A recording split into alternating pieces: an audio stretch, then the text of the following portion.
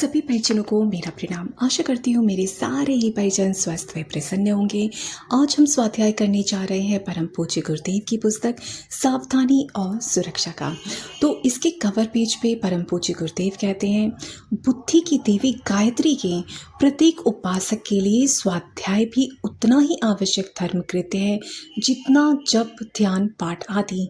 बिना स्वाध्याय के, बिना ज्ञान की उपासना के बुद्धि पवित्र नहीं हो सकती, मानसिक मलिनता दूर नहीं हो सकती और इस सफाई के बिना माता का सच्चा प्रकाश कोई उपासक अपने अंतःकरण में अनुभव नहीं कर सकता।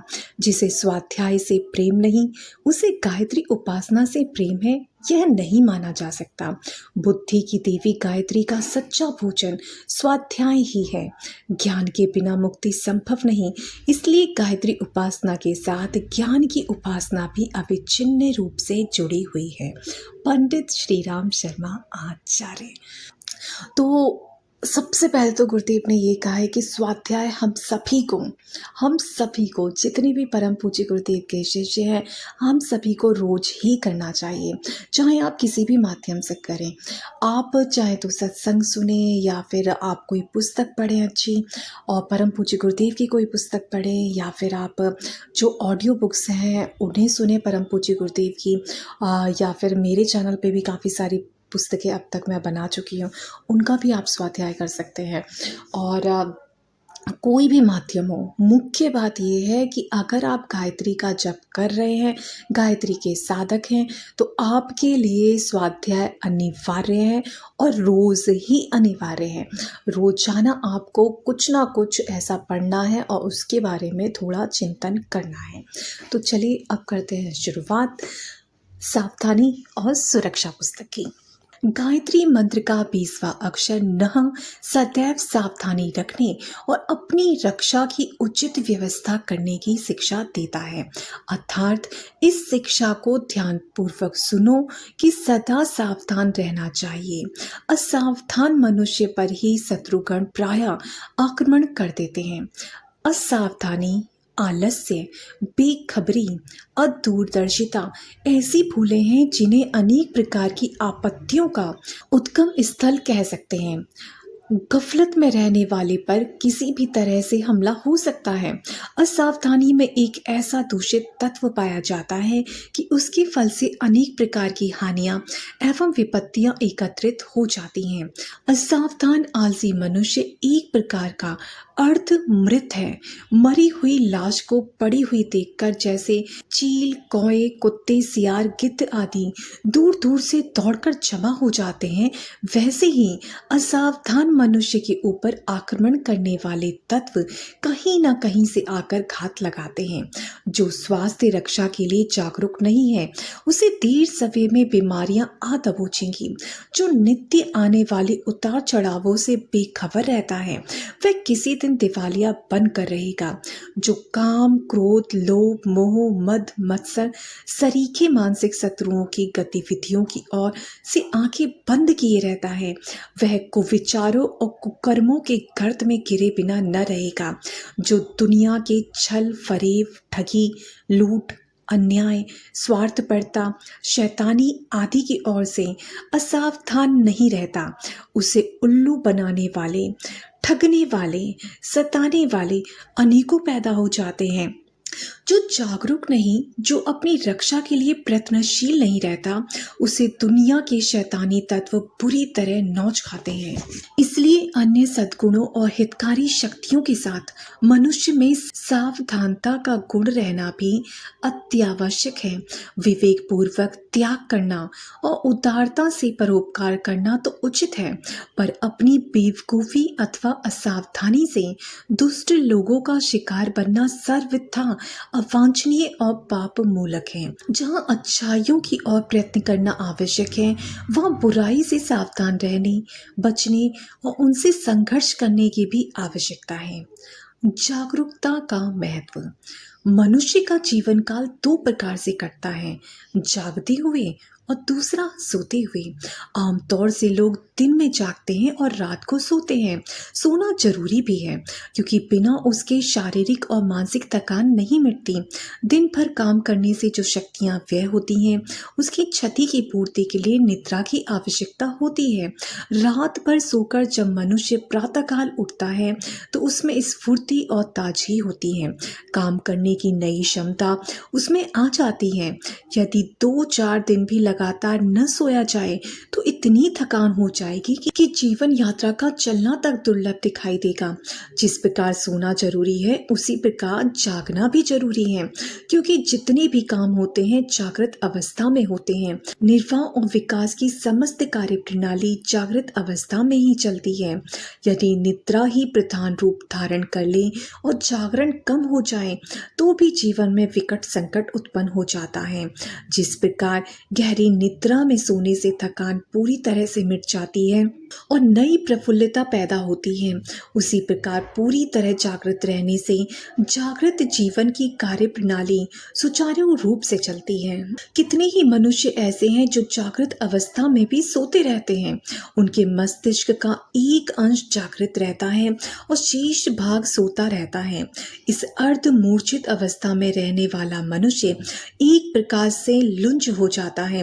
उसकी दशा करीब करीब अर्ध विक्षिप्त किसी भुलक्कड़ बालक की सी एवं अपाहिज की सी हो जाती है।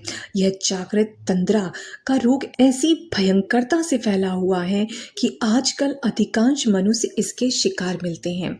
इसमें आश्चर्य की कोई बात नहीं है। पाठक अविश्वास न करें, सचमुच ही यह रोग बड़े भयंकर रूप से फैला हुआ है और अधिकांश जनसमूह इससे ग्रसित हो रहा है। इस रोग का रोगी देखने में अच्छा भला तंदुरुस्त, हट्टा कट्टा और भला चंगा मालूम पड़ता है।